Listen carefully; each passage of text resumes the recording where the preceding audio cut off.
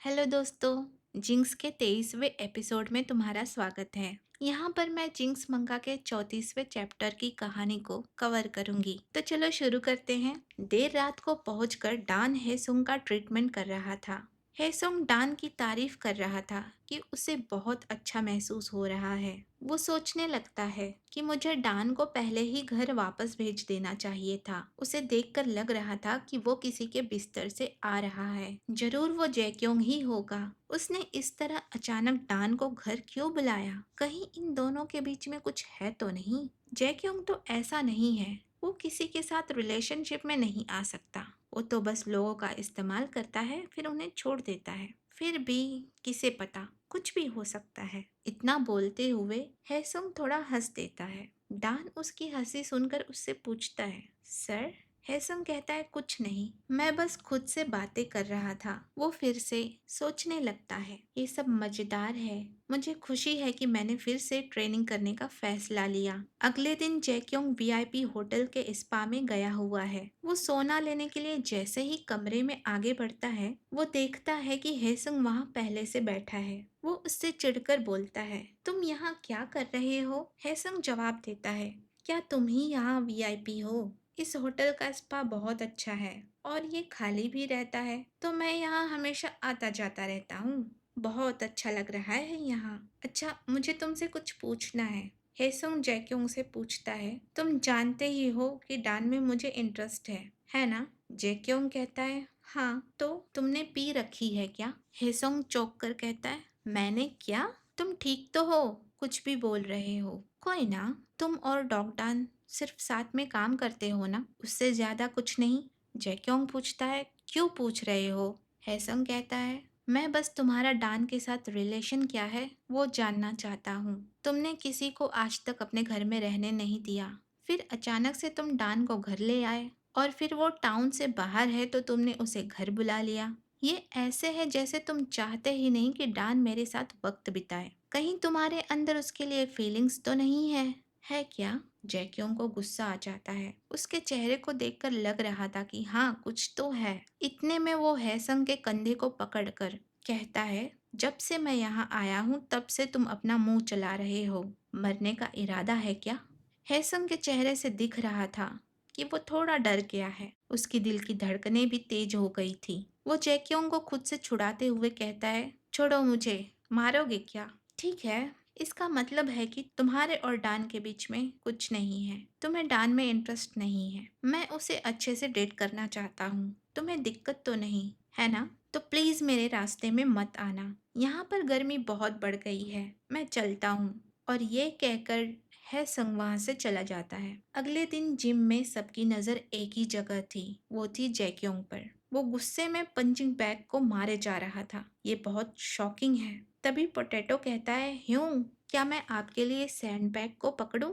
दूसरे उसे कहते हैं, तुम पागल हो गए हो? तुम्हारा मरने का इरादा है क्या? अगले ही पल जैक्योंग सैंडबैग को इतना जोर से मारता है कि वो फट जाता है और रेत बाहर गिरने लगती है और वो वहां से जाने लगता है। एक कहता है, ये बिल्कुल नई सैंडबैग थी।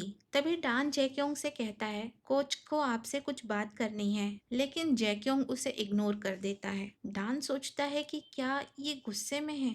क्या बात हो सकती है? तभी उसे हेसुंग का मैसेज आता है जिसमें लिखा था, डॉग डान, क्या आज रात तुम फ्री हो? मैं सोच रहा था कि क्या तुम आज एक सेशन दे पाओगे मुझे, और मुझे कुछ जरूरी बात करनी है। डान रिप्लाई करता है, हाँ, मैं आ जाऊंगा। जब डान हेसंग के सेशन के लिए घर से निकल रहा था, तभी जैक्योंग उससे कहता है, क्या तुम हेसंग के यहाँ जा रहे हो? डान सोचता है कि इसे कैसे पता। वो कहता है, हाँ, मैं खुद वहाँ चला जाऊंगा। तुम्हें आराम कर लेना चाहिए। जैक्योंग कहता है, हेसंग ने मुझे अभी कॉल किया था, उसे कुछ काम आ गया है तो उसने सेशन कैंसिल कर दिया है। डान कहता है, क्या? सच में? उसने मुझे कॉल करने की बजाय तुम्हें क्यों कॉल किया? जैक्योंग कहता है, तुम्हें मुझ पर यकीन नहीं तो कॉल करके खुद ही पूछ लो। डान कहता है, नहीं, ऐसा नहीं है। वो सोचता है कि फिर कभी चला जाऊंगा। तभी जैक्योंग डान के करीब आकर उससे पूछता है, उस दिन कार में जो खिलौना ट्राई किया था, क्या तुम्हें वो अच्छा लगा? जवाब दो, कैसा लगा था? जैक्योंग को करीब आता देख डान कदम पीछे लेने लगता है। वो पूछता है, क्यों पूछ रहे हो? वो थोड़ा ज़्यादा था और हम पब्लिक में थे। तब जैक्योंग पूछता है, पब्लिक में ना हो तो कैसा रहेगा? जैक्योंग डान के बेहद करीब आ गया था। दीवार होने की वजह से डान अब पीछे नहीं हट सकता था। उसका चेहरा लाल हो गया था। जैक्योंग उसके कमर पर हाथ रखकर कहता है, कुछ ऐसा है जो मैं तुम्हारे साथ ट्राई करना चाहता हूँ और आज रात तुम फ्री हो तो तुम करोगे ना? डान घबराते हुए कहता है, क्या मैं ना कह सकता हूँ? जैक्योंग कहता है, बिल्कुल नहीं। जैक्योंग हेसंग को मैसेज करता है, तुम डान और मेरे बीच का रिलेशन जानना चाहते थे ना, तो मेरे घर आ जाओ। जैक्योंग के घर पहुंचते ही हेसंग सोचता है, मुझे बहुत नींद आ रही है और इस आदमी की वजह से मुझे यहाँ इतना दूर आना पड़ रहा है, लेकिन ये डान के बारे में है तो मेरे पास चॉइस नहीं है। वैसे भी मैं आज उसे बहुत मिस कर रहा था। अरे ये क्या, दरवाजा खुला है, सब कहाँ है? इतना सन्नाटा क्यों है यहाँ पर? वो घर के अंदर आते ही जैक्योंग को ढूंढते हुए बेडरूम की ओर जाता है। अंदर जाने के बाद जो दिखता है वो कोई सपने में भी इमेजिन नहीं कर सकता था। हैसंग को गहरा झटका लगता है। जैक्योंग उसे शांत रहने और करीब आने के लिए कहता है। डान को कुछ पता ना चले इसलिए उसकी आंखों पर आई कवर था और हेडफोन भी लगा था और शायद उसमें म्यूजिक भी बज रही थी।